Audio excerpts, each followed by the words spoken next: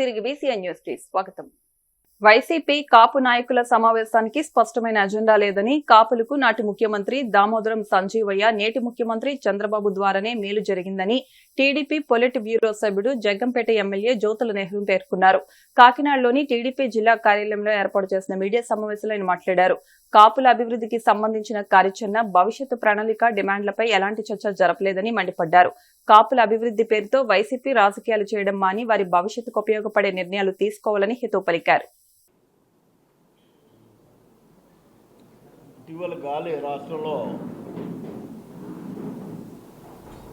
కాపుల మీద మళ్ళింది.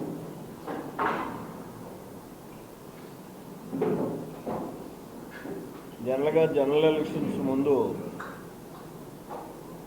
అన్ని పార్టీలు కూడా కాపుల్ని బీసీలో చేర్చుకోవడం అన్నది జరగదు. ఒక ఎన్నికల బహిరంగ సభలో చెప్పినటువంటి వ్యక్తి పోనీ బీసీల్లో చేర్చుకోవడానికి జరగదన్నటువంటి వ్యక్తి బీసీలకి చేసినటువంటి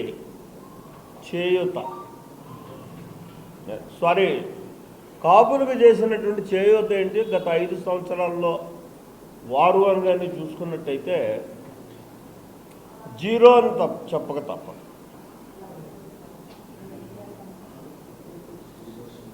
వారు చెప్తున్నారు, నిన్న మామూలుగా ఇక్కడ కాపు సామాజిక వర్గ రాష్ట్ర వైఎస్ఆర్సీపీ కాపు సామాజిక వర్గ నాయకులందరూ కూడా వారిని కూడా నేను బాధ్యత గల కాపు నాయకుడిగా అడగాల్సినటువంటి అవసరం ఉంది. మరి ఏం చెప్తున్నారు? రమారమి 40,000 కోట్ల రూపాయల కాపులకి గత 5 సంవత్సరాల్లోనే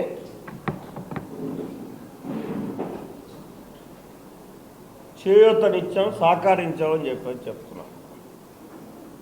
వివిధ పథకాల ద్వారా, పథకాలను వివరించలేదు కానీ నేనేమంటానంటే, నువ్వు ఏ పథకాలను అయితే ఆనాడు మీరే కాదు ఈ రాష్ట్రంలో ఎన్టీ రామారావు గారి పరిపాలన వచ్చిన తర్వాత మొదలైనటువంటి సంక్షేమం, ఏ ప్రభుత్వం వచ్చినా సంక్షేమాన్ని కొనసాగించుకుంటూ వచ్చింది, ఎక్కువ తక్కువ. అందులో భాగంగానే నువ్వు ఇచ్చినటువంటి పెన్షన్లో కాపులు ఉంటారు. ఎందుకుంటారు? 120% కాపులు ఉన్నారు ఈ రాష్ట్రంలో. దాని లెక్కలు చెప్తున్నావు. నువ్వు ఇచ్చినటువంటి విద్యా సహకారం ఏదన్నా ఉంటే, చదువుకోవడానికి స్కాలర్షిప్లు ఇచ్చుంటే అందులోనే ಹೆಚ್ಚು శాతం వాళ్ళే ఉంటారు. అది చెప్తున్నాం.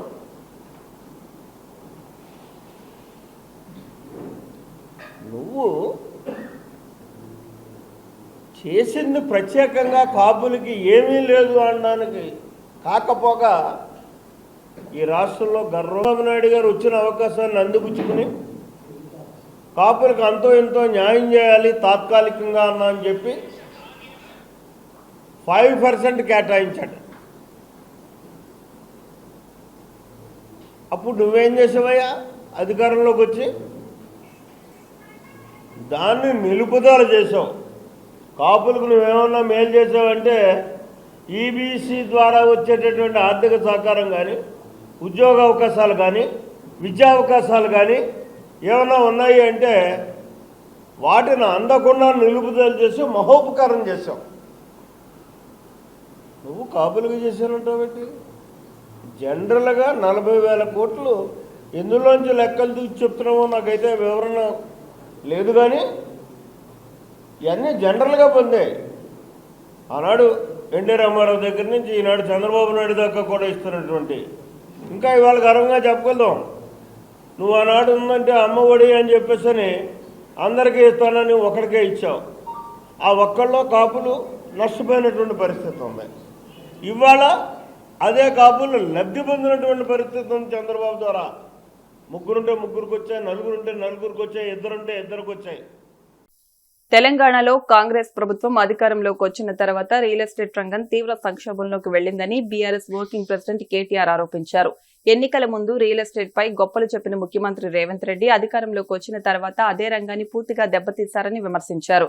చేవెళ్ల నియోజకవర్గంలో నిర్వహించిన పార్టీ కార్యకర్తల సమావేశం ఎస్ఐఆర్ శిక్షణ కార్యక్రమంలో ఆయన పాల్గొని కాంగ్రెస్ ప్రభుత్వంపై తీవ్ర స్థాయిలో విమర్శలు గుప్పించారు. కాంగ్రెస్ ప్రభుత్వం అధికారంలోకి వచ్చి 2.5 ఏళ్లు గడిచిన ఎన్నికల హామీలో ఒక్కటి కూడా పూర్తిగా అమలు కాలేదని కేటీఆర్ విమర్శించారు.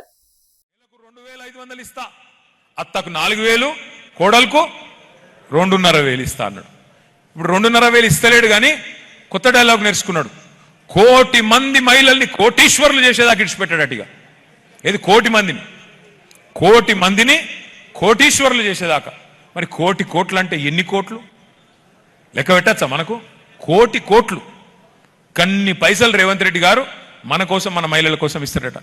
నేను చేవెళ్ల వేదికగా రేవంత్ రెడ్డి గారికి ఒకటే సవాల్ విసురుతా ఉన్నా. అయ్యా, 1,00,00,000 మందిని కోటీశ్వరులు చేయడం దేవుడెరుగు, ముందు వాళ్ళని లక్షాధికారులు చేయి. ఎట్లా? నెలకు 2,500 ఇస్తాను.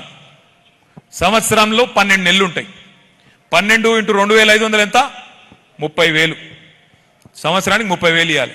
5 సంవత్సరాలకు ఎంత ఇవ్వాలి? 1,50,000 ఇవ్వాలి. నువ్వు నేనేం అడుగుతున్నా నీకు రేవంత్ రెడ్డి గారు, కోటీశ్వరులు చేయకపోయినా పర్వాలేదు, గా డైలాగులు ఏం అవసరం లేదు, సినిమా డైలాగులు. నువ్వు సింపుల్గా ఈ రాష్ట్రంలో ఉండే 1,67,00,000 మంది ఆడబిడ్డలు ఉన్నారు, 18 ఏళ్ళు నిండినోళ్ళు, వాళ్ళందరూ చూస్తున్నారు ఎప్పుడు పడతాయి మా పైసల ఖాతాలో. నీకు చిత్తశుద్ధి ఉంటే 1,67,00,000 మంది ఆడబిడ్డలు ఎవరైతున్నారో వాళ్ళ అకౌంట్లలో 1,50,000 రూపాయలు వేయి, నేను శాశ్వతంగా రాజకీయాల నుంచి వెళ్ళిపోతా, నీకు బాధ కూడా ఉండదని చెప్తా ఉన్నా. నీకు దమ్ముంటా పని చేయి, సవాల్ చేస్తున్నా. ఈయన ఏది చేయడు, రేవంత్ రెడ్డి ఏది చేయడు, అన్ని కేవలం ఎలక్షన్లకే. ఏమైనా చేసేది ఉంటే ఎలక్షన్కు. పార్లమెంట్ ఎన్నిక ముందు ఒక్కసారి వేసిండు రైతు బంధు, పంచాయతీ ఎలక్షన్ ముందు ఇంకోసారి వేసిండు. మళ్ళీ వేస్తున్నాడు అంటే ఏదో మతలం ఉంటుంది దాని వెనుక, అది యాద పెట్టుకొని మీరు. మళ్ళీ వేస్తుండంటే మళ్ళీ ఎలక్షన్ ముందు వేస్తాడు తప్ప ఎలక్షన్ లేకపోతే వేసే కేసు కాదు ఇది. కేసీఆర్ ఉన్నప్పుడు, నాట్లు ఉన్నప్పుడు పడుతుండే రైతు బంధు, ఈయన వచ్చినాక ఓట్లప్పుడు మాత్రమే పడుతుంది, మిగతా టైంలో పడదు. అందుకే డేంజర్, యాద పెట్టుకోండి. చివరిగా నేను ఒకటే మీ అందరినీ ప్రార్థించేది, చివరిగా నేను చెప్పేది ఒకటి. నాకు తెలుసు మీకు కూడా చాలా పెళ్లిళ్ళకి పోవాలి, ముఖం చూపెట్టాలి, లేకపోతే తిడతారు ఇళ్ళల్లో, నాకు కూడా తెలుసు. అందుకే ముగించే ముందు నేను చెప్పేది ఒకటే, కేసీఆర్ గారు గెలవాలి, పార్టీ గెలవాలి అంటే డైలాగులతో కాదు, ఉపన్యాసాలతో కాదు. 300 పోలింగ్ బూత్లు ఉన్నాయి మనకు చేవెళ్ల నియోజకవర్గంలో. మరి ఒక ముఖ్యమైన కార్యక్రమం ఇవాళనే చాలా అవుతున్నది. ముఖ్యమైన కార్యక్రమం ఒక స్పెషల్ ఇంటెన్సివ్ రివిజన్, ఓటర్ లిస్టును వడపోత చేసే కార్యక్రమం, జల్లెడబట్టే కార్యక్రమమే ఎస్ఐఆర్. Next slide. ఏం చేస్తారు ఇందులో? ఏం చేస్తారు అంటే మీకు 2 విషయాలు చెప్పాలి. దేశంలో ఎస్ఐఆర్ అనేది మొదటిసారి జరుగుతలేదు, ఇది 14వ జరుగుతూ ఉంది. గతంలో 13 సార్లు జరిగింది.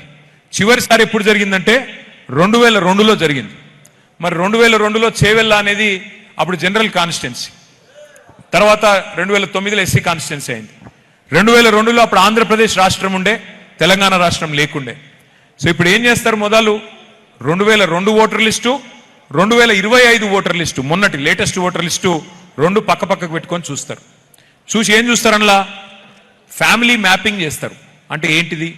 ఇప్పుడు అక్కది కౌకుంట్ల అనే ఊరు, చేవెళ్ళ కాన్స్టిట్యున్సీ.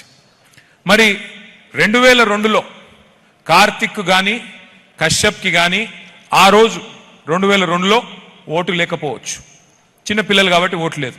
మరి 2002 ఓటర్ లిస్టు 2025 పక్కకు పెట్టుకొని చూస్తే శ్రీమతి పట్లోళ్ళ సబితా ఇంద్రారెడ్డి గారు ఆ రోజు ఓటు అక్కది ఉంటుంది. కానీ పక్కకు చూస్తే ఈరోజు 2025లో అక్కకు కొడుకులు ఉన్నారు, వాళ్ళకు ఓటు వచ్చింది, కోడళ్ళు వచ్చిండ్రు, వాళ్ళకు కూడా ఓట్లు వచ్చినాయి. మరి వాళ్ళ ఓట్లు సబితమ్మతోని లింక్ చేసే అవసరం ఉంటుంది, మ్యాపింగ్ చేసే అవసరం ఉంటుంది. దాన్నే ఫ్యామిలీ మ్యాపింగ్ అంటారు. సో ఇప్పుడు రేపు అక్క ఇంటికి పోయినప్పుడు, కౌకుంట్లకు పోయినప్పుడు అక్కడ బిఎల్ఓ గారు, బిఎల్ఏ గారు నీట్ పేపర్ లీక్ వెనుక ఆర్ఎస్ఎస్ మూలాలున్న వ్యక్తులు వ్యక్తిగత ప్రయోజనాల కోసం పనిచేశారని టీపీసీసీ చీఫ్ మహేష్ కుమార్ గౌడ్ ఆరోపించారు. ఈ లీకేజ్ వల్ల 22 లక్షల మంది విద్యార్థుల భవిష్యత్తు దెబ్బతిన్నదని, ఇంత జరుగుతున్న ప్రధాని, కేంద్ర విద్యాశాఖ మంత్రి స్పందించకపోవడం దురదృష్టకరమని అన్నారు.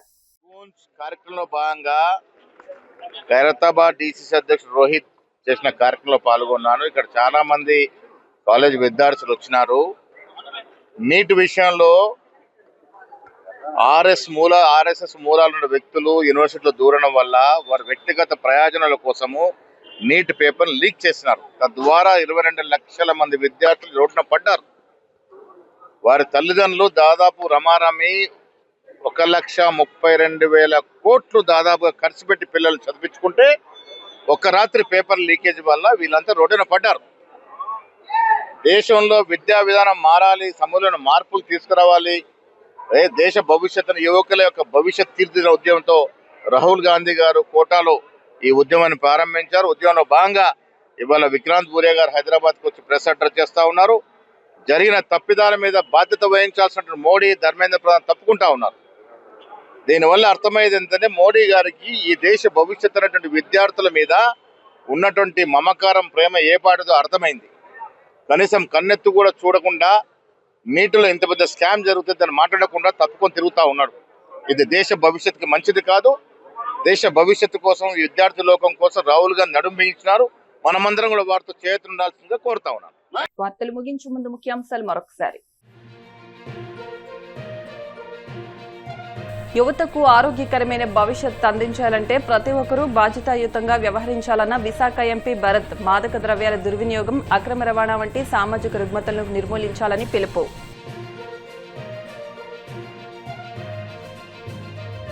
పెండింగ్ లో ఉన్న సాగునీటి ప్రాజెక్టులు పూర్తి చేసి పొలాలకు నీళ్లివ్వండి. కూటమి ప్రభుత్వాన్ని డిమాండ్ చేసిన వైసీపీ మాజీ ఎమ్మెల్యే గడికోట శ్రీకాంత్ రెడ్డి.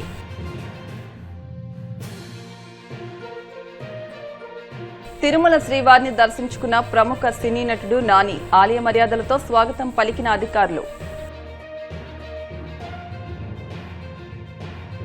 ఎన్నికల హామీలను కాంగ్రెస్ అమలు చేయలేదని బీఆర్ఎస్ వర్కింగ్ ప్రెసిడెంట్ కేటీఆర్ ఆరోపణ. రైతు బంధు, దళిత బంధు అంశాల్లో ప్రజలను మోసం చేశారని విమర్శ.